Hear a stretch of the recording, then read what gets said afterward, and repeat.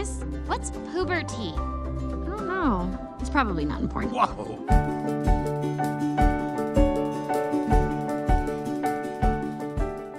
Inside Out 2. Yes, Pixar is about to express another emotional experience to the world by taking us back into Riley's mind and have us revisit our favorite emotions. And I'm not gonna lie, a part of me is excited. I'll say now that I love the first Inside Out. So much so that I not only consider it one of my favorite Pixar movies, but I even place this among one of the best animated movies of the 2010 decade. Maybe even among the best movies of that time in general. Yes, everybody joked about its concept of what if feelings had feelings, but with its creative visual representation of the human psyche and the masterful storytelling that the public came to expect from the studio, it's one of the greatest modern examples of what animation is capable of doing, giving us a new perspective of something that is part of our everyday life. I'll even admit that ever since I saw the feature, the way that I think about how my mind works is similar to what it looks like in Riley's head. However, the first Inside Out only presented the basics of its concept. With the world that the team crafted in that film, the possibilities of new characters and new ideas of what goes in the mind of people at different age groups are endless. And with Riley's new chapter in life, Pixar has more than enough materials to create an entire new movie. So now that we'll be having some new emotions, will the thought that was put into this be as amazing as last time? Or is Pixar going through a bad phase with this sequel? Let's find out. The story.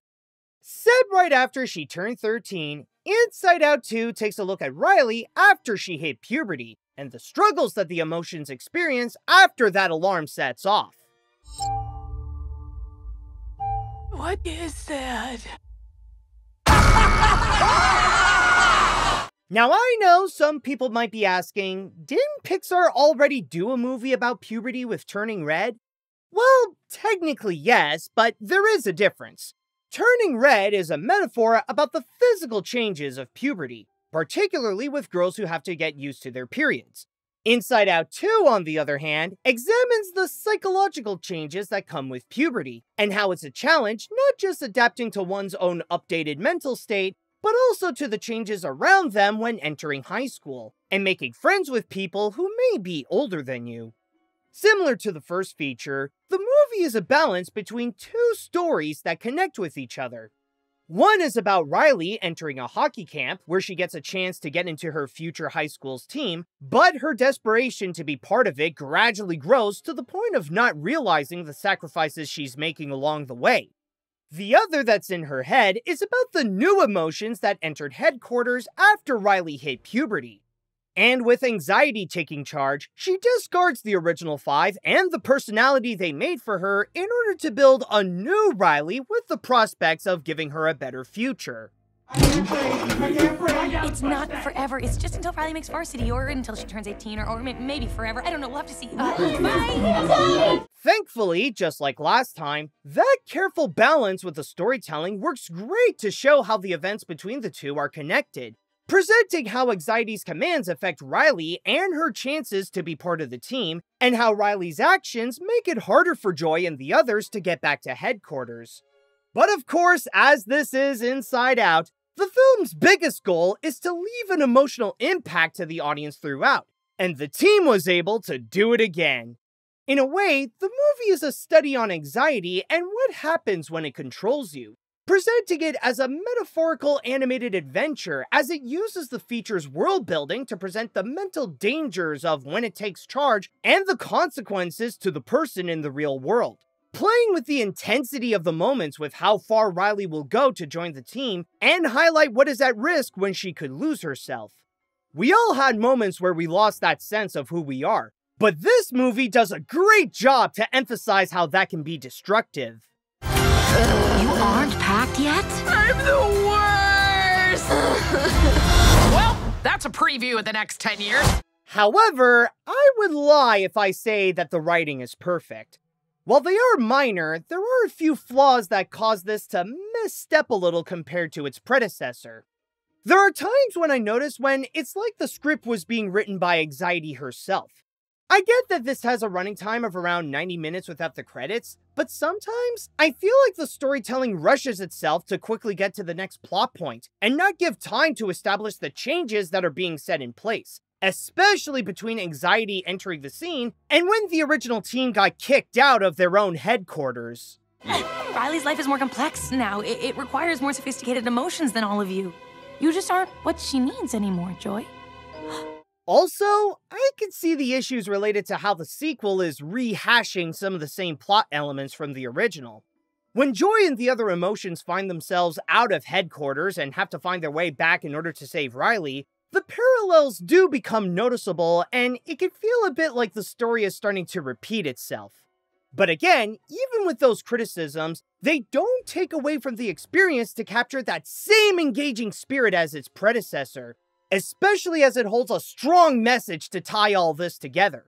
Ultimately, what the film wants audiences to take from this is that people are more complex than just having one emotion to define themselves. We will go through a variety of sentiments that will define our personalities and beliefs that are both good and bad. And instead of trying to throw our flaws away into a far place or hyper-focus on how we can be better, we accept who we are and learn to love ourselves even if we're not perfect. It's a thought-provoking message that stays true to the movie's theming of emotions and to help reflect upon ourselves to understand more of our own mindset. It's the kind of storytelling that made the original a memorable masterpiece, and the sequel is able to successfully replicate that. The story from the first movie set the bar impossibly high, and while the second might not have reached it, the way that it got close to it is still an admirable feat. The animation. Inside Out is a wonderful example of both the visual capabilities of the Pixar team and how mixing styles can be beneficial to a film's storytelling. With the sequel, not only did it bring back that captivating animation, but brought in some new ideas in order to elevate its concepts. Like last time, there is a contrast between the real world that Riley lives in and the world that is set in her head. In Riley's environment, it's all meant to be realistic and down to earth, and the color palette is tamer and more muted. It's pretty much to say that this is the same as our reality. However, it can have its moments when it can be dynamic and surprisingly action-packed, which is definitely the case with the hockey scenes when seen from the perspective of Riley with her determination to win and to join the high school's team, the Firehawks. As for what's in her mind, that's where the film looks more like a cartoon. The designs are more abstract and play more with shapes, the textures give them a special look as if they're made of particles, the movements are more exaggerated and comical, and the colors are more bold and vibrant to help define the personalities of each character and paint their environment. Well, come on up here. Am I saying right? No. Oh, nicknames. I'm gonna call you Wee Wee. No. Everything that visually made the first Inside Out amazing has returned. But for the second, there is more added to continue exploring its own capabilities and go deeper into the concepts of a world set in the human mind. Which is why I believe the animation's biggest strength is the way that it adds to the world building. They're not just to expand the environments with new areas that the emotions find themselves in, but they also present other abstract concepts of how we think. The most prominent of this is the sense of self, which is the core of one's personality where they turn memories into beliefs and help define how one sees themselves. In the context of the movie, it's like the roots that create the most important pieces of a person, and the emotion's jobs is to create memories that would help define who Riley is. Another area that was introduced was Riley's secrets, presented as a vault that acts like a prison to make sure that the things that she doesn't want anyone to know about doesn't come out. I can guarantee you that this will be a highlight for many, since some of the secrets that the emotions meet play with even more art styles such as 2D and retro video games. Seriously, these characters may not have a major role in this, but the Pixar team made their animations a real show stealer. Welcome to your eternal fate. Lance Slashblade? But he's a video game character. Why is he here? But then you have the new emotions. Yes, the old ones have returned with their own way of expressing their main trait, but the 4 new ones spice up the feature with not just their emotions, but also their own quirky comedy that add to the movie's enjoyment, including Envy with her short stature, Embarrassment with his big size and bigger reactions when at the control panel, Henri with her bored laziness, and Anxiety with her hyperactive energy. I can take notes, get coffee, manage your calendar, walk your dog, carry your things, watch you sleep. Wow, you have a lot of energy. When it comes to Pixar's films, it's almost a guarantee that the animation will deliver some of the highest quality you'll find in the industry. Not only did Inside Out 2 bring back something familiar that was already established as great, but they also found a way to make it bigger and better. The characters. With so many emotions running around Riley's head, it would be a concern if they also overcrowd the picture. Thankfully, this is not the case. Along with the recurring characters, the new ones help contribute to the feature to all present Riley's new stage in life after hitting puberty, and having that chance to be part of a bigger hockey league. But I must say that as much as I really liked what the team did with the writing and the animation, what I consider to be the best part of the picture is the voice acting. All the actors here have done an incredible job with their performance to capture their respective personalities and show how there is more to them than their emotional purpose through their performance. Of course, the recurring stars did great, like Amy Poehler as Joy, Phyllis Smith as Sadness, and Louis Black as Anger, but the ones who really stand out are the new emotions, like Adele Exarchopoulos as Henri, Ayo Edebiri as Envy, and especially Maya Hawke as Anxiety. Okay, love that. And what was your name again? Oh, I'm sorry, I can get ahead of myself. I'm Anxiety. I'm one of Riley's new emotions, and we are just super jazzed to be here. But before we jump into the emotions themselves, let's start off with who this movie is set inside, Riley. Now as a teenager, she gets a chance to have new friends in a new school and be a part of a new team. However, the stress of making a good first impression puts her at odds with her own identity and the best friends that she has, Bree and Grace. As the film continues, she keeps putting pressure onto herself to prove that she can be good enough for that new life she wants to have, thus intensifying the feature itself to show how that is harming her mental state. Let's do this. Hey, Riley! But we need new friends or we'll be totally alone in high school. Out with the old, in with the new. On to the emotions. First, there is the head of headquarters, Joy, whom just like before, wants to make sure that Riley is always happy. However, as much as she tries to look on the bright side, the situations thrown at her can often push her to her limits, revealing that it can be tough to always remain optimistic, even when it's expected of you. Of course I'm delusional! Do you know how hard it is to stay positive all the time when all you folks do is complain, complain, complain? As for the other recurring characters, their roles have been slightly reduced to supporting comic reliefs who help Joy to go save Riley while offering their own flavor of cute comedy. By the way, it's also worth noting that Bill Hader and Mindy Kaling did not reprise their roles as Fear and Disgust respectively due to their offered payment being insultingly low compared to what Amy Poehler got. What the fridge is the point of having humongous budgets when you're cheap with your actors, you big bugs? That's why instead, we got Tony Hale playing as Fear and Liza Lapira as Disgust. I'll say now that it's true that if you're familiar with the first film, then you'll notice a bit of a difference with the sound of their voices. Great idea. Anger, fear, disgust. How are we supposed to be happy? Oh, here's one where she waved at a guy who was actually waving at a girl behind her. Are you kidding me? Out of the gates? This is not happening! Riley, would you like to tell us something about yourself? No! Pretend we can't speak English. If we can't follow the stream, we don't know where we're going. And if we don't know where we're going, we can't follow the stream. It is an endless loop of tragedy and consequence. But like I said, the voice acting here is phenomenal, and these two are no exception.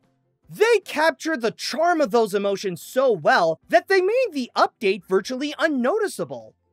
As for the new emotions, the leader of that pack is Anxiety, who actually has a more antagonistic role in the picture.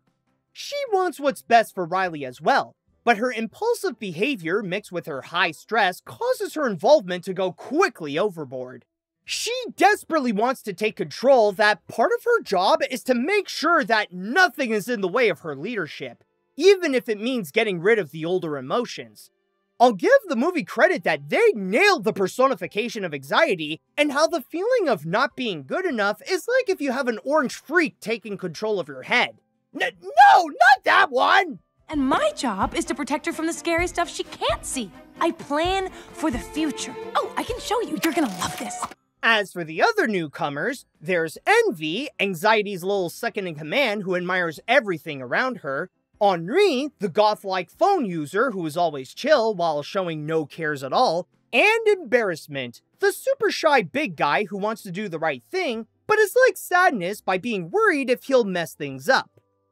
Oh, we're doing a fit. No. Oh, nope. Going high. Oh, you got a real sweaty palm there, buddy. And keep in mind that these are just the primary characters. This doesn't even include the many minor roles who have their little moments in the spotlight. And I'll admit that there can be some that come in with a pretty good gag. Remember when we all finally came up to headquarters? Nostalgia. That was like 30 seconds ago, nostalgia. Yeah, those were the days. Yes, some of the recurring casts don't play a significant part as before in favor of making room for the new ones. But the movie still has a terrific group of characters that are accompanied by excellent performances. No matter who the emotion is, they will all find a way to give you joy.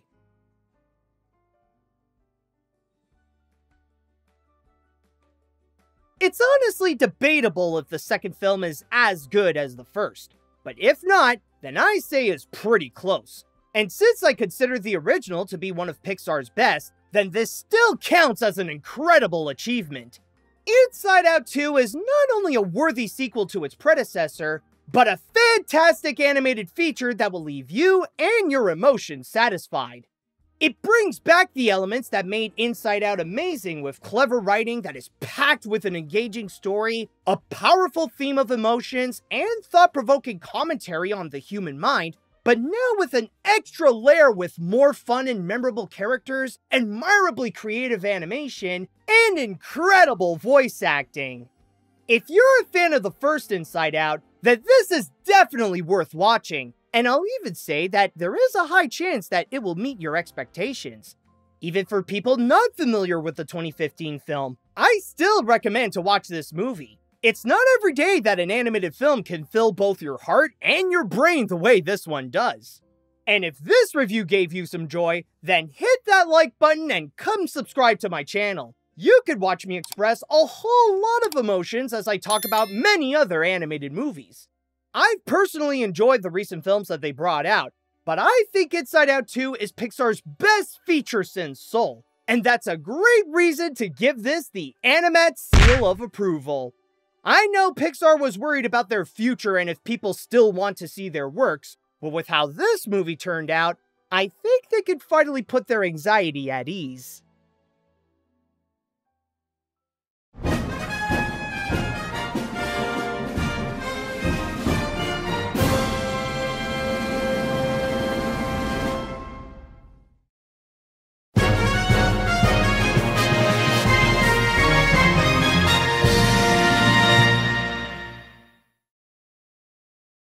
That's pretty impressive. You take such good care of Riley. Thanks, I try.